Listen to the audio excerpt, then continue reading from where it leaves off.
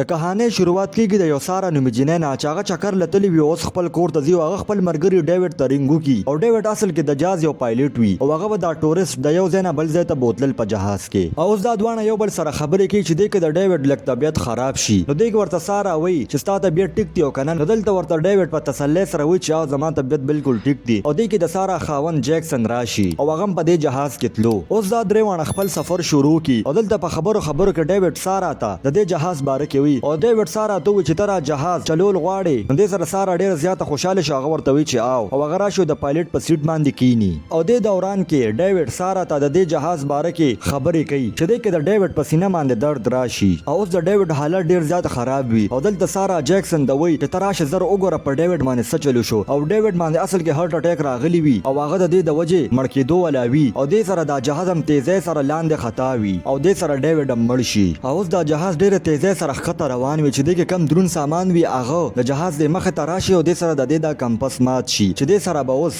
دوی ته د لوکیشن باره کې پته نه لګي او دا جهاز ډیر تیزه سره خطر روان وي چې دې کې ساره دا جهاز کنټرول کی او دا غزنه والوزي او دلته د دې جهاز دا ریډو ټیک وی وغي کنټرول روم سره رابطه وکي نو هغه ورته یو لوکیشن خو چې آل تزان رو رسوي او دلته د جهاز کمپس خراب شوی د دې د وجه دوی ته د لوکیشن باره کې پته نه لګي او لګ مخ کتلو نه پس دوی مخه ته توري اوریز راشي د دې مطلب دا چې اوس طوفان راتلو والا دی او اوس جیکسن سجوګاړو کې او د کمپس دا میګنیټ پاغه کې واچي چې دې سره دوی ته د لوکیشن باره کې پته ولګي او اوس دوی په توري اوریزو کې روان وي او په دې کې اچانک په دې جهاز باندې بجلی را پریوزي چې دې سره د دې جهاز دا توازن ګډوډ شي او د دوی د لاسونو جهاز دا کنټرول اوزي چې دې سره دا جهاز خطر روان وي خو په سچل باندې دوی د جهاز دا توازن صحیح کی او دا اوریزونه لګ وخت پس وزي خو یو مصیبت لا ختم نه چې بل مصیبت د دوی منتظر وي چې دلته دوی سګوري د جهاز دا فیول ډیر تیزه سره کمیږي او اصل کې د دې بجلی غورځېدو د وجه د دې جهاز د فیول دا ټینکي چې کومه دا سورې شوی وي او دلته دوی اوس ډیر زیات یره کی وي او دوی وایي کو دا فیول ختم شونه مونږ به بچ نشو نو دلته اوس جیکسن دا فیصلو کې چې دا بهر وځم او په دې ټینکي باندې وا ټیپ ولګوم نو دلته ورته ساره وایي چې بهر موزه دا ډیر خطرناک دی شي نو دلته ورته جیکسن وایي کومه دا څو نکړل نو زمونږ دا جهاز به کریش شي او د دې د وجه مال پکار چې زدا رسک واخلم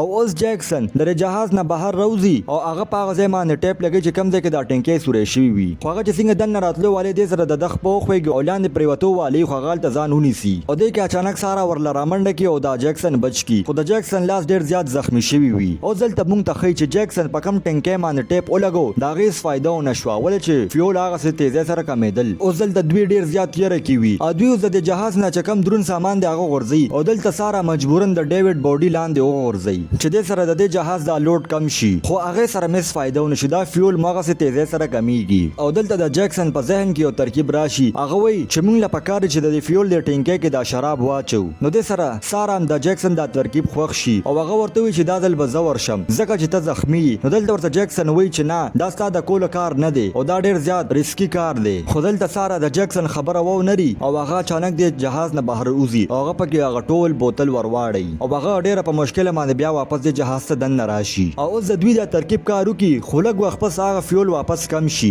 او دلته دوی اوس ډیر زیات یره کیوي او دوی سره یو شیزم نه په دې جهاز کې اوس لګ مخ کتلو نه پس جیکسن ته لګیدو چې یو جزیره ده خپلته جزیره نه وي او دوی په هغه ځای باندې تیر شي خو لګ وخت پس دوی ته یو بل جزیره په نظر راشي او هغه پرشتیا باندې وي او اوس دوی ډیر زیات خوشاله شي او هغه ځای ته راتلو فیصلو کې خودي سره فیول ډیر زیات کمی او ساره ډیر زیات کوشش کوي چې زدا جهاز د جزیره ته ورو رسوم خو دې کې اچانک د جهاز د فیول ختم شي او دا جهاز سیده د سمندر ته راپریوزي ولته کریش شي او د کریش د وجه دوی ډیر زیات زخمی شي او جیکسن بهوش شي او ځلته دوی په سمندر کې ډوب شي او دوی په جهاز کې گیر وي او ساره د جهاز د دروازې د کولاولو کوشش کوي خو د اوبو د پرشر د وجه د دروازه نه کولاويږي او د ډیر کوشش نه پس ساره د دروازه کولاوږي او هغه بهر روز چې لګ سا واخلي او هغه اچانک بیا راشي د جیکسن بچکولو د پاره او هغه ته یو جیکټ واچي چې سره به جیکسن په خپل دی اوبو ته بر راشي اوس چې ساره بر راشي نو هغه ګوري چې جیکسن خو لا تر اوسه پورې بر را نغله نو هغه واپس راشي او هغه چې ګوري جیکسن په جهاز کې ختی وي او ساره د پس چل باندې بچ کی او پر خپل باندې هغه جزیره ته راولي او د سکون سا واخلي خو یو نوې مصیبت کې دوی خطل ولې چې دوی په کم ځای کې وي هغه ځای کې ټایم سره سره وبنوي